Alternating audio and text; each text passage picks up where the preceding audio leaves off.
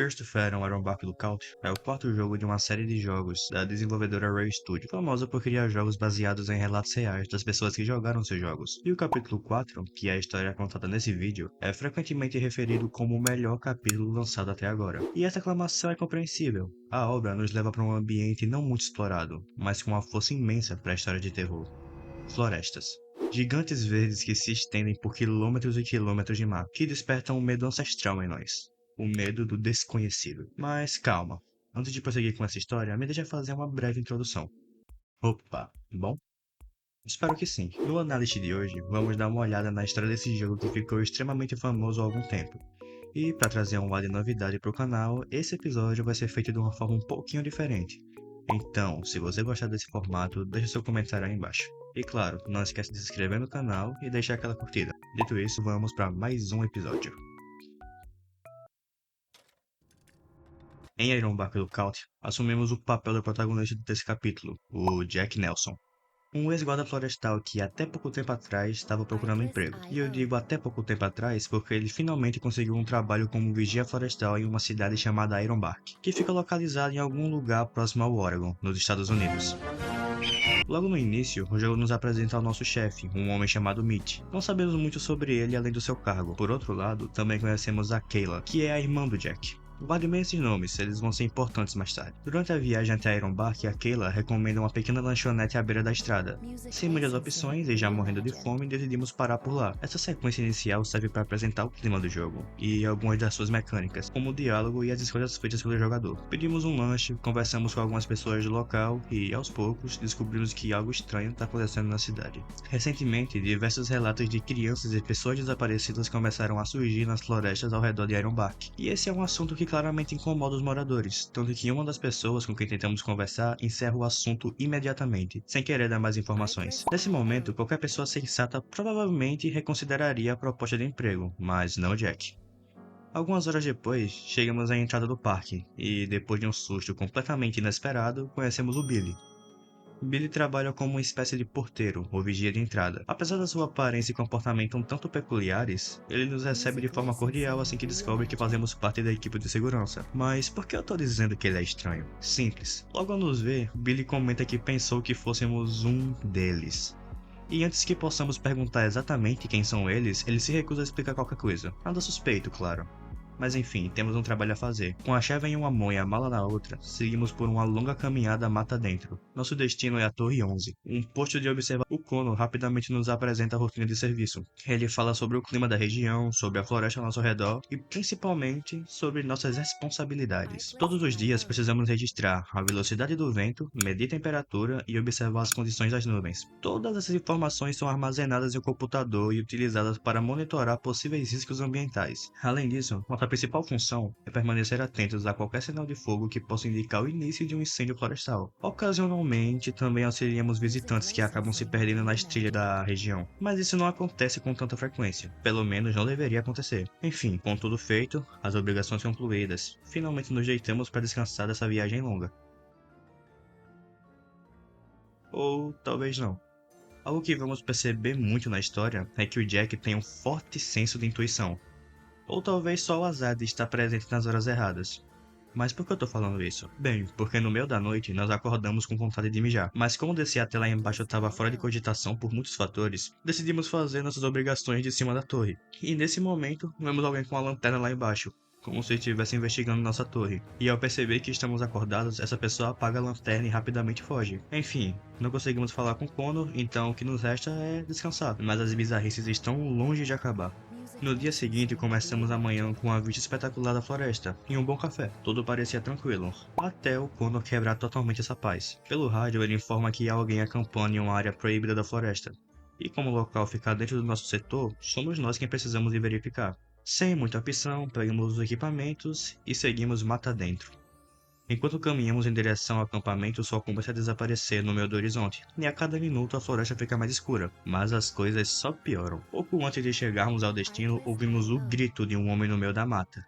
Sim, um grito. Mesmo assim, continuamos andando até finalmente encontrar o acampamento. E, para nossa surpresa, não tinha ninguém lá. Estavam apenas uma fogueira e alguns sinais de que alguém realmente estava ali. Mas enfim, apagamos o fogo, verificamos o local e iniciamos o caminho de volta.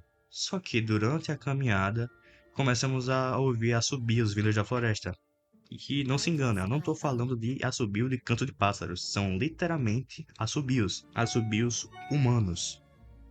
Assim que retornamos à torre, contamos tudo ao Connor, o acampamento abandonado, o grito dos assobios, e de início o Connor reclama dos campistas ilegais, e dessa vez tem um ponto. E segundo ele, o grito provavelmente era de uma raposa, já que esses animais conseguem produzir sons assustadoramente parecidos com gritos humanos. Mas logo depois a conversa toma um rumo bem mais estranho. Connor nos conta que as crianças desaparecidas estavam acampando com seus pais na floresta. Durante a trilha eles começaram a ouvir assobios vindos do meio da mata, e elas seguiram o som. Depois disso, as crianças nunca mais foram encontradas. Depois desse caso, muitos moradores começaram a acreditar que a floresta era assombrada. O problema é que essa fama não afastou os curiosos, na verdade fez exatamente o contrário, e cada vez mais pessoas passaram a invadir a floresta em busca de respostas, ou simplesmente uma boa história para contar. E o acampamento que nós encontramos provavelmente era mais um desses casos. Depois dessa conversa triste, decidimos preparar a receita que a nossa irmã, Kayla, havia nos enviado. Sem mais problemas, encerramos a noite de barriga cheia. Mas se você achou que finalmente teríamos uma noite de sono tranquila, mais uma vez você está enganado. No meio da madrugada, exatamente às 2h27, acordamos com uma sensação estranha. E ao nos sentarmos na cama, percebemos que havia alguém nos observando pela janela aberta. Sim, tinha alguém ali. Um completo desconhecido parado praticamente do nosso lado. Depois de alguns instantes tudo ficou em silêncio. A pessoa que estava do lado de fora foi embora, mas não sem antes deixar um presente para nós. Em seguida, relatamos tudo ao Connor. E ele tem a ousadia de dizer que aquilo provavelmente foi uma pegadinha de crianças. Além disso, ele afirma que vai pedir para alguém passar na torre para verificar se estamos bem. Até lá, segundo ele, não havia muito o que fazer além de trancar a porta e tentar dormir. E é com esse gostinho amargo na boca que a noite termina. No dia seguinte, enquanto cumpríamos nossas tarefas de rotina, recebemos um chamado pelo rádio. Era um campista perdido. Vamos chamar ele de Bob. Bob estava explorando a floresta quando acabou chegando em uma bifurcação nas trilhas. Sem saber qual caminho seguir, ele pediu a nossa ajuda para conseguir voltar em segurança, e indicamos que ele seguisse pela trilha da esquerda. Ele obedece, e alguns segundos depois, já caminhando mata dentro, Bob diz algo estranho. Eu consigo ouvir vocês. Mas isso não fazia o menor sentido, nós continuávamos na torre. O Bob insiste que estamos o seguindo e diz que nossa presença está o assustando. E antes que pudéssemos entender o que estava acontecendo, a comunicação é interrompida. Quase no mesmo instante, alguém bate na nossa porta. Eu espero que vocês ainda se lembrem do Billy. Ele veio entregar alguns suprimentos e verificar se estava tudo bem com a gente. E aparentemente estava. Depois de uma conversa rápida e completamente comum, o Billy resolve quebrar o clima com uma pergunta inesperada. O que você estava fazendo no norte? Se eu fosse você, eu não ficaria andando por lá à toa. Explicamos que fomos investigar um acampamento ilegal. Billy apenas responde para tomarmos cuidado, já que naquela região abriga animais perigosos, como linces e ursos. E antes de ir embora, ele pergunta se realmente estamos bem, porque ouviu dizer que andávamos inquietos nos últimos dias. Então contamos pra ele sobre a caveira. Porra, Deus tenha piedade. Você tirou uma foto antes de limpar? Não. Nem pensamos nisso, na verdade. Então o Billy deixa um último conselho. Ele diz para não alimentarmos essas ideias enquanto não houver nenhuma evidência. E infelizmente ele tá certo dessa vez. Depois de tudo isso, seguimos nossa rotina normalmente. Fazemos o serviço diário, preparamos a janta e quando passamos pela cabana lá embaixo, encontramos o senhor, que aparentemente trabalha para o parque fazendo serviço de manutenção. Ou pelo menos é isso que ele diz, porque o papo não parece muito convincente. Depois de conversarmos um pouco, descobrimos que o nome do velho é Silas, e sinceramente ele não bate muito bem na cabeça. Silas começa a falar sobre como tragédias fazem parte da limpeza da natureza. E antes de ir embora, ele nos deixa um aviso. Tenha uma boa noite, Nelson. Mas lembre-se, a curiosidade pode te levar a lugares que você não quer ir. Com aquele sentimento horrível, voltamos para a torre e contamos tudo ao Connor. Só que, para nossa surpresa, não existe nenhum funcionário chamado Silas trabalhando na manutenção do parque. O que foi? Você não ficou impressionado? É, nem eu. O Connor acredita que isso seja mais uma das pegadinhas que alguém tá fazendo com a gente. Quando contamos que o homem sabia nosso nome, Connor levanta outra possibilidade. Talvez ele esteja escutando as comunicações do parque. E se for esse o caso, temos um problema sério de segurança. De qualquer forma, Connor pede que, caso encontremos esse tal de Silas novamente, tentemos conseguir mais informações. E, se possível, tirar uma foto dele. Depois disso, finalmente conseguimos dormir. Sim, dessa vez a noite toda. 2 dias depois, o Connor entra em contato novamente, dizendo que o sistema da torre recebeu uma atualização, prometendo mais segurança e privacidade nas comunicações. Fazemos a atualização e, como nada pode funcionar normalmente pra gente, a torre fica sem energia. Descemos, abastecemos o gerador, ligamos tudo de novo e, finalmente, luz.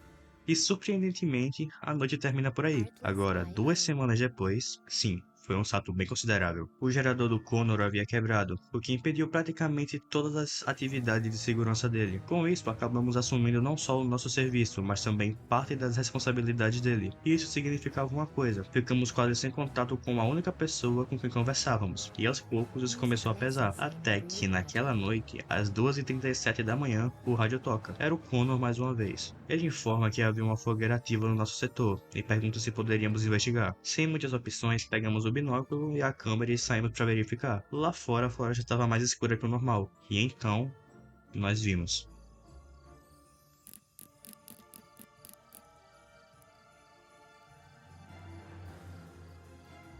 Rapidamente pegamos a câmera para registrar o que estava acontecendo, mas havia um problema. O flash estava ligado, e no meio daquela escuridão absoluta, qualquer luz se torna impossível de ignorar. Então eles nos viram. E na mesma hora,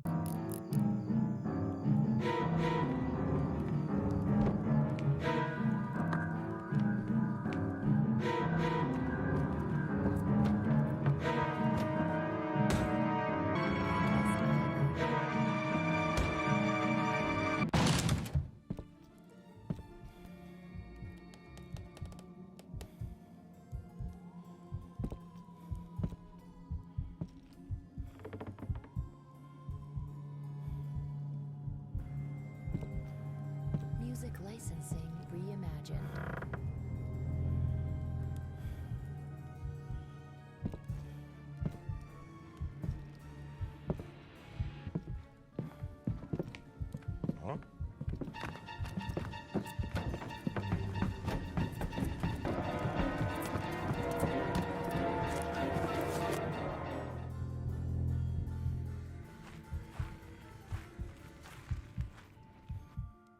Artlist.io.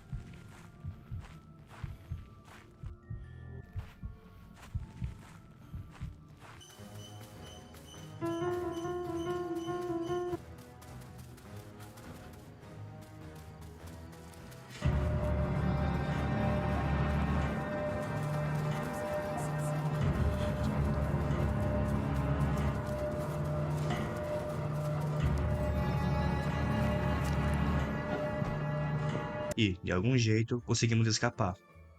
Agora, se lembra que esses jogos são baseados em fatos reais? O Nelson, protagonista da história, afirma que relatou tudo o que aconteceu às autoridades e ao MIT, mas, como esperado, ninguém acreditou nele. Disseram que ele estava abalado, que o trabalho isolado podia afetar a mente e que era fácil confundir as coisas na floresta. No dia seguinte, policiais foram até o local. Não encontraram nada, nenhum sinal ou evidência, mas pelo menos essa foi a última vez que o Nelson pisou naquele parque. Na minha concepção, e considerando todos os acontecidos do jogo, não é muito maluco considerar que a cidade toda, ou pelo menos boa parte dela, sabia da existência do culto e estava cobertando ele. Isso piora ainda mais quando vamos pro parque e vemos que todos claramente estavam envolvidos com aquilo. Seja Connor sempre tentando nos convencer de que tudo era uma pegadinha, até o Billy sabendo da existência do culto quando ele achou que nós éramos um deles. E mesmo tendo ciência das coisas bizarras que estavam acontecendo, nenhum dos dois nunca fez nada para tentar resolver. Temos ainda mais evidências disso quando a polícia vai investigar e acabam não achando nada, já que, vamos combinar, que todo um culto com certeza deixaria rastro. Mas, como com certeza a absoluta estava envolvida nesse esquema, os policiais provavelmente nem fizeram a busca. Inclusive, um detalhe curioso que eu vi em um comentário de um vídeo do Alan Zoka é que eles citam a região do Oregon chamada Roseburg, onde mais de 28 pessoas teriam desaparecido misteriosamente, sendo 8 delas da própria cidade. Os registros desses desaparecimentos iriam de 1980 até 2002, o que colocaria os casos em uma linha do tempo relativamente próxima à ambientação do jogo. O comentário também menciona que durante esse período havia uma maior atividade de grupos extremistas na região, o que poderia ter contribuído para teorias envolvendo cultos. Mas é importante reforçar, isso não passa de uma teoria da internet sem confirmação ou ligação oficial com o jogo. Mas ainda assim, é interessante ver como as histórias assim acabam se misturando com casos reais e alimentando ainda mais o mistério por trás do jogo. Se você tem alguma curiosidade sobre esse jogo e quer compartilhar aqui, deixa um comentário aí que eu vou ler todos e fixar o mais da hora. Enfim, é isso e até a próxima.